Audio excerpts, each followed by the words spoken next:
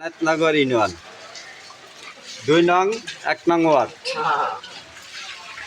মাঝ বরাবর যে রাস্তাটা, এই রাস্তাটা দীর্ঘদিন ধরে, অনেক দিন ধরেই এই বৃষ্টিতে নদীর মতো রয়ে যায়, খালের মতো। এখন এটার ভিতরে আপনার সামান্য বৃষ্টি হইলে 1 গিরার উপরে পানি আছে। এই পানি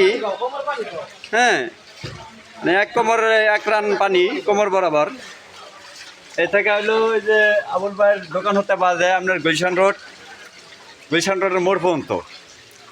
এই রাস্তা কাজটা কেউই করে না, এবং কি কেউ কোনো গুরুত্ব দেয় না, আর কেউ এটা নিয়ে কোনো চিন্তাও করে না, মাথাও কামায় না।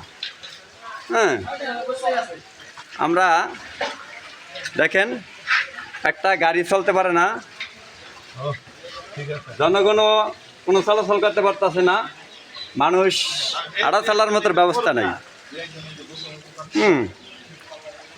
দেখেন আমি তো এক সাইডের থেকে খারা ভিডিওটা নিছি, অত নামলে মনে করেন দেখতে পারবেন যে পানি 1 গিরার উপরে আছে।